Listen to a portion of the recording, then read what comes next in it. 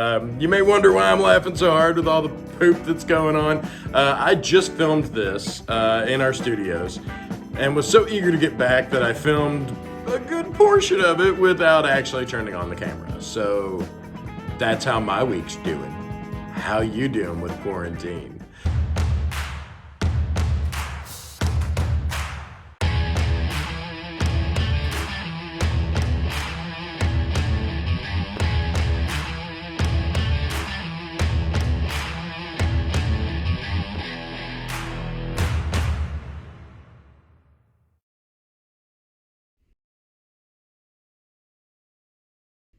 Welcome back, everybody. This is Tattoo Collectables, and I am your host, Eric. This week, we got some What's in the Mail, and we're gonna do a new segment called, I'm not sure what I'm gonna call it yet. Chances are it's gonna be something about the chair and the stories from the chair, maybe. Anyway, we, as tattoo artists, we tell stories as we, if you're entertaining at all as a tattoo artist, that is. We tell stories in the chair to our clients, to convey a bunch of different things. The importance of sitting still, to the importance of washing these things, 3 times a day. But we tell little anecdotes to kind of put them in your mind and let them stay there, Or we do it just purely for entertainment value, just to keep you entertained while we're working on it. So that's our new segment. I'm gonna do one today. The first one is gonna be from me. I would love to see them from the rest of you guys out there. I know that there's some old timers out there that have some great stories and they need to be heard, We'll pass this stuff down as oral history right now. So, without further ado, that was a long intro, wasn't it? Without further ado, we're gonna do some What's in the Mail. So check this out. What's in the mail? All right, so as I said, I already opened this, but we're gonna go through the motions again. It is from Elfers, Florida. Maybe I shouldn't show that address, but anyway. So when I originally opened this, I thought it was something else. And I was super excited because it took forever. It's taken forever to get that other one here. I'm thinking that it was lost in the mail. So, but this one came, and it came with this little note that said, "Thank you, Joe. Here's a gift." Now, I purchased this one. Now, these are piercings on people from Papua New Guinea. These are from the 30s, so like nobody had seen any of this in the 30s. Now, these are from Europe, from the 30s. Now, as far as value goes on these, if you can find them, this one would be worth about $50. I'm gonna assume this one is worth about the same. That's why I was pretty floored when Joe sent it as a gift. Thank you, Joe. You were awesome. So, these are trade cards. Now, you've seen my obsession with trade cards in the past. The George Burchett cards, they are trade cards. When you got a pack of cigarettes, you would get those in with it. They were cigarette cards. That's why they call them cigarette cards, because they were in cigarettes. These are candy cards. These were in candy bars. They were inside the wrapper. A lot of these got ripped when you opened them because they were tucked under a wrapper. And most people were more concerned with what was inside than what was outside that wrapper. And these are from the 30s from Europe. Now, if you remember, Europe had some stuff going on in the 30s that kind of didn't really lend to keeping stuff in mint condition. So we're real lucky to get these in this kind of condition. Now I'm gonna get you better pictures of these. Check this out. I think these are beautiful. I'm not sure of they look like they might be French. They definitely have French on the back. I think they're all in French. Okay, so I guess these are French candy cards. I'll have to go back and look at the descriptions. You'll see some titles flowing up under me to make me look, less than educated on these. It's because it's been a minute since I ordered these, honestly. It's been with all the other stuff that it's kind of slowed it down. Now, what I am thinking with these, because they are trade cards, I've got these. I've got more than a couple George Burchetts. I'm sure you're familiar with that. And then I've got the 3 from Germany from the 1930s. Now, I think all of these together would make a great collection. So that's what we're gonna do. We're gonna put all of them together and we're gonna frame them all together. I'm going to cut matting for all these. And normally what I do is, you know what? I'm gonna do a separate video to show you how I would frame these. Because I realized here recently that a lot of people out there think framing is very daunting. So they'll go to their local wherever hobby store and they'll have the hobby store cut them a mat. Or they'll try to find a mat that fits it, but sometimes it isn't quite the right size, and you can tell the struggles that some of these guys have. So I've come up with a super easy way to frame stuff and to cut the matting. Now, that being said, I got a couple different mattings. I'll get you pictures of them. I got this thing matted at a local hobby store. This thing cost me $48 just for the matting. They charge by the size of the mat. Then they charge per hole, and they charge more the smaller the hole is, come to find out. So if you're wanting to do title cards or you're wanting to do, multiple business cards in one matting, I'm gonna show you the easy way to do that. And it'll probably be coming up later this week. I'm gonna do a middle of the week kind of video just to show you how I do that kind of stuff, because I think I've come up with a real easy way to do it. So that was almost a soapbox. You almost heard a soapbox when it go off. So here's our last piece of mail for this week. And this one, this is one of the ones that I've really had a hard time not opening. It's from Los Angeles, California. And it's one of those things that is so rare that there's not but these out there. Now, we're gonna get in this. This isn't gonna beat me. There we go. Had to get the tongue out. It was just terrible. Still not in there. Get out, you're home. Okay. Now we're gonna slide these out real gently. Ooh, they are definitely gonna pass the smell test. I can tell by looking at them.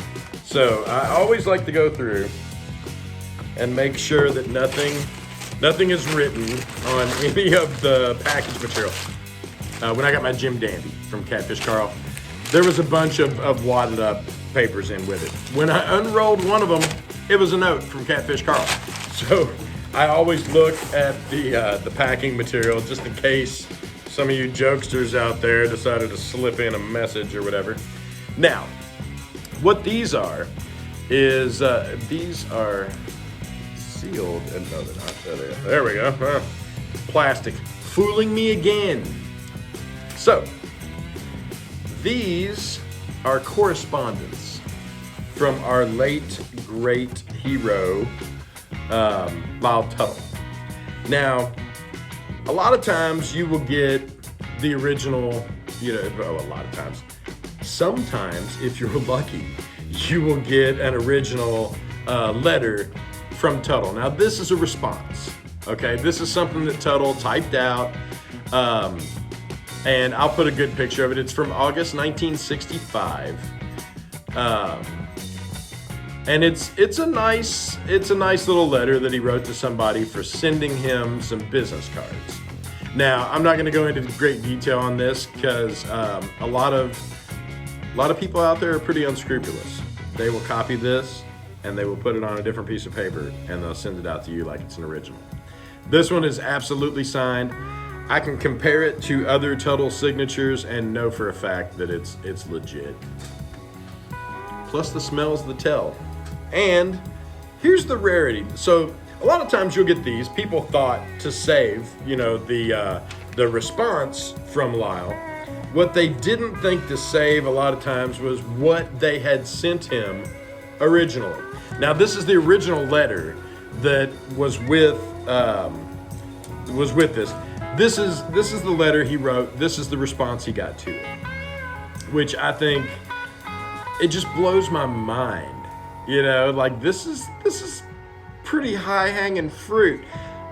You would have to get, okay, so, and it took 2 days to get this response from Van Nuys. So this guy was from Van Nuys. He sent this to number 30, 7th Street in San Francisco, California, which was Tuttle's shop prior to moving to Columbus Avenue.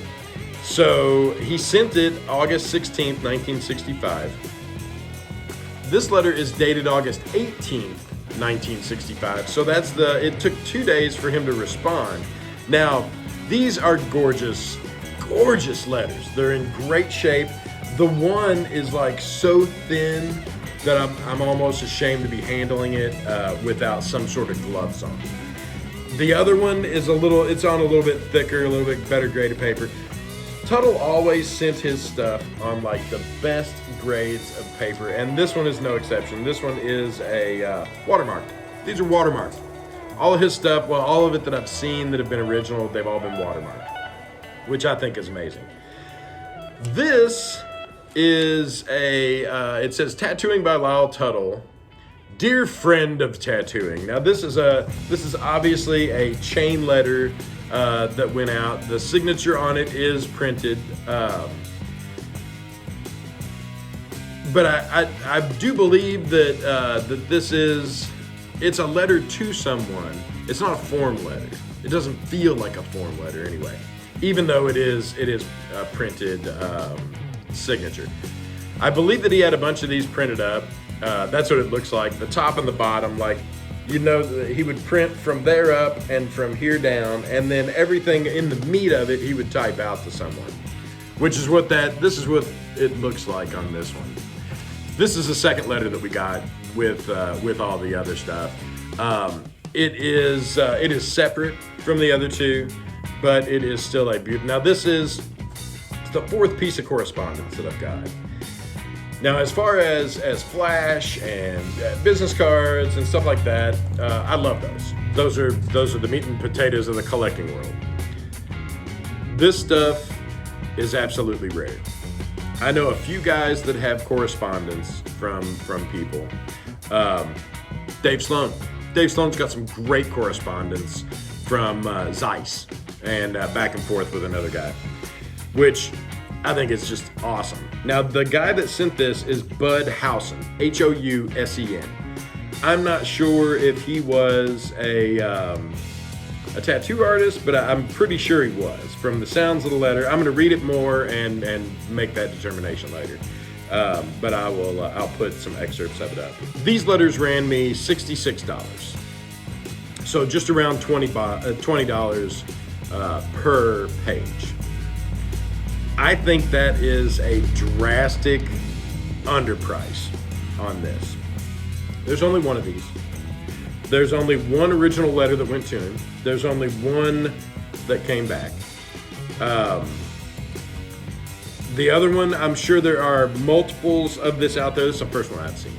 But I'm sure that this is a form letter that he used to send out. It also says Davy Jones Associate underneath where it says tattooing by Lyle Tuttle. So this is back when he was working with Davy Jones.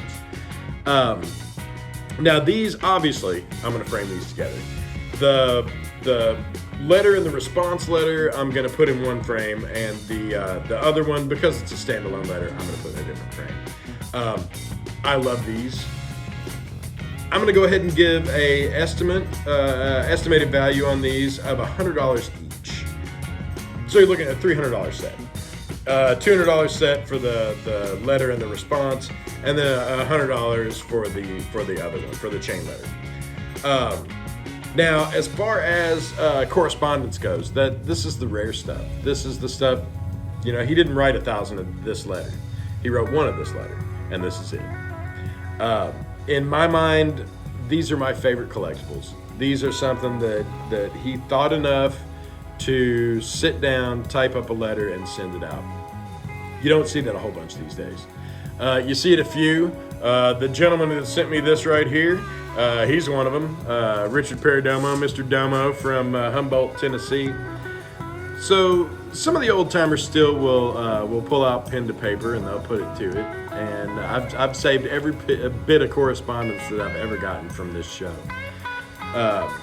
Because I know one day some kid with a gray beard, be on talking crap about one of my letters. So let's hope. So that's all. That's all. Yeah, that's it. That's what we got for in the mail. That's all for what's in the mail this week. Hopefully you've enjoyed that. And so now we're gonna get to a new segment. These are stories from the chair. I believe that's what we're gonna go with. We'll see when I get a graphic made up for it, but I'm pretty sure it's gonna be stories from the chair. I'm gonna tell you the first story from my chair, but first, we're gonna go get in my chair. So, check this out.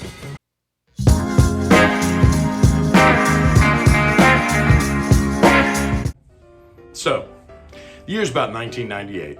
Fella comes in, says he wants something funny, but death related, which death generally isn't hilarious, So he combs through some Flash until he finally comes across a piece by my buddy J.D. Crow. Now this is a piece of death sitting on a toilet. Little flies around it. I'm sure some of you have done this out there. This was my first time at it. So we put it on him. A couple weeks goes by. He comes back in. He says, "Man, do you want to hear something ironic?" And I said, "Always. I always want to hear something ironic." He says, "Man, I got colon cancer. Doctor told me a couple days ago."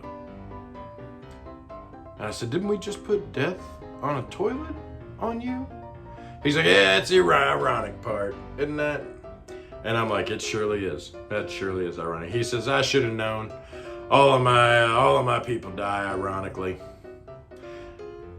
This kind of surprised me. I said, "All of your people have died ironically?" "Oh yeah, quite a few of them. Yep." I said, "Can you name me one other death that might have been ironic?" He said, "Well, doctor said that cigarettes was gonna kill my brother if he didn't quit smoking them." I said, "Did they?" He goes, "Sure did. 3 days later, he got hit by a Marlboro truck in the convenience store parking lot. Never got up again." I said, "Yeah, well, that is an ironic one." So, that's the whole story right there. Share it, save it, use it, retell it as your own if you like. No, don't retell any of my stories as your own. I'll know. I'll come. I'll find you. So, that's the first story on Tales from the Chair. Hopefully y'all dig it. Like to hear your stories. Send them on in. All right, everybody. Thanks for being here. Now, if you are new to this channel, please like and subscribe. We need subscribers and we love subscribers. So hit on that subscribe button, and next time we do a giveaway, which by the way is going to be a 1938 George Check card. Next time we do a giveaway, you'll be in for it. So hit the like and subscribe. Hit the notifications bell if you want to know every time I make one of these videos. And stay tuned this week. We're going to do that framing video. It is super easy. Y'all are going to love this. Now, it is going to cost a little bit of money to set it up, but once you set it up, it's going to be almost free. So stay tuned for that. Until next week, stay safe, be kind to each other, keep on collecting. While I set up the show today, I realized how fragile our industry is. But the hope it gives me is this: when all the smoke clears, the ones that are left are the true tattooers. I think this time off will shake the tree, knocking out all of the half-assers, part-timers, and kids looking to springboard tattooing into their dream job that this industry has been plagued with for so long now. This will leave a larger piece of the pie for the rest of us, the dedicated, the ones who show up every day for the last 20 years making this thing what it is. So to all of my people out there, and to all of my friends who tattoo and do it the right way, I want you to stay up, I want you to keep drawing, and I want you to never lose hope. Because the ones that are dedicated to this industry will be back and will be stronger than ever. Thanks for your time today, and everybody out there, stay safe, keep drawing, don't lose hope. Hey everybody, thanks for watching, and please hit the subscribe button down below and check out these videos. We've worked real hard on these too, and I think if you enjoyed this one, you'll enjoy those too.